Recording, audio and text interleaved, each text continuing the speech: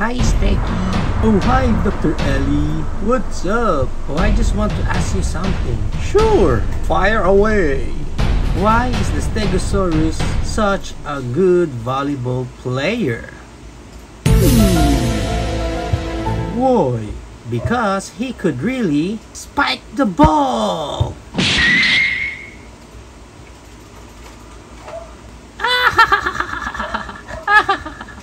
These are plates, not spikes. Come back here, Dr. Eddie Sattler.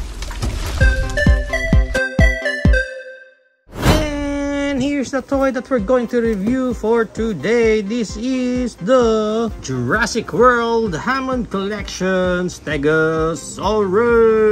And as you can see here, sama na siya sa mga bagong packaging na ng Hammond Collection kasi may mga tornilyo na siya dyan. But at least may window pa rin sila dyan. Kita natin agad yung dinosaur natin. And at the back, obligatory product shot ni Steggy and bio for his resume. And aside, clip lang from the movie na The Lost World. And same bio. On the other side, Hammond Collection. On top, Jurassic World. And at the bottom, barcode and stuff. Pag na-unbox natin siya, as you can see, captured pa yung ating Steggy. So, i-untie na natin yan. As of now, separated pa into two parts yung ating Steggy. Nandito yung kanyang tail at yung kanyang main body. Ay peg lang natin ito sa kanyang buttocks. Pero parang nakahiwalay agad yung sa I don't know, baka QC issue ito. Kasi parang nakahiwalay ka agad. Ayan, yung part na yan, nauusog itong part na to. Pero pag inusog ko, dito naman sa kabilang part, pwede pang mausog eh.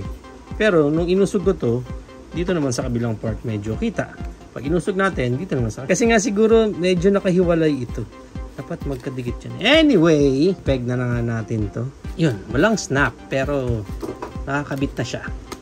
Yan na. Yan na yun. Wala nang tanggalan yan. And let's take a look muna yung ating Stegosaurus dito. Isa sa pinaka-favorite ko na mga dinosaurs. Check muna natin yung overall details niya. Ganda yung color niya. Nag-run through hanggang dito sa likod. Although, kailangan ipantay mo na lang yung tail niya para lang hindi magmukhang awkward dito sa bandang likuran. Yun nga lang, itong sa may back legs niya, medyo halata kasi mas mababa pa yung green color niya dito. Sana hanggang dito lang sa bandang taas. Para hindi siya mukhang naka-shorts.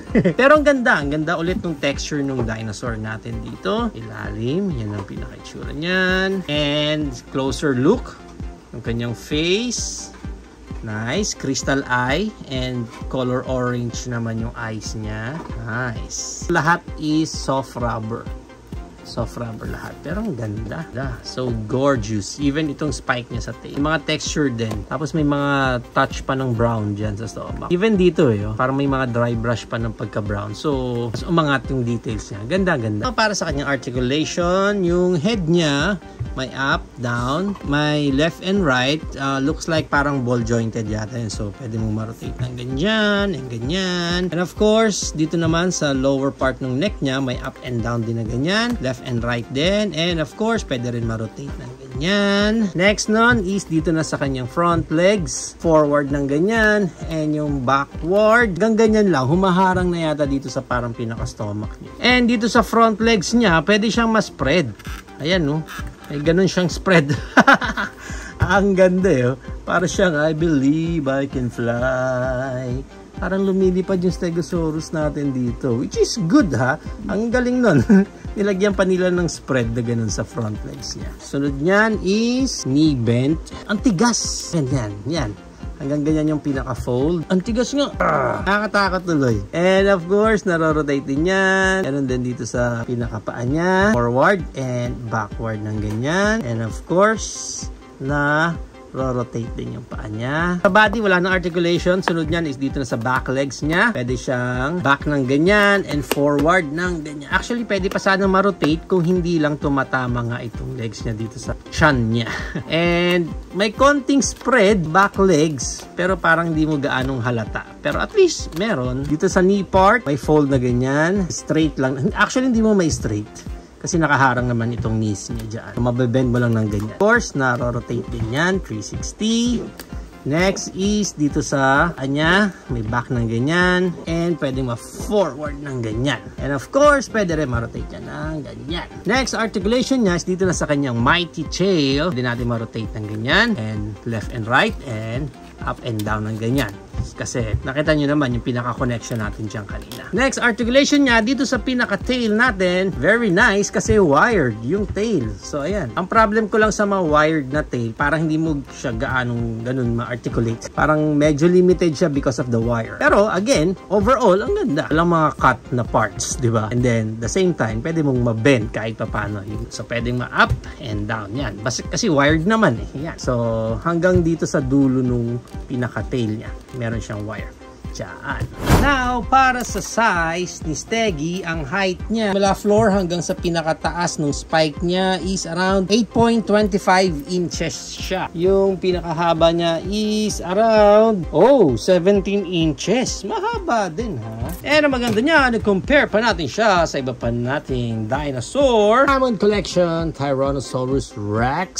Our Hammond Collection Triceratops. Malaki pala ang Stegosaurus kaysa sa mga Triceratops. Well, based dito sa scale natin. Or baka sa scale lang mismo nitong particular na Triceratops natin. Pero mas maliit si Tricy. Our Hammond Collection Atrociraptor.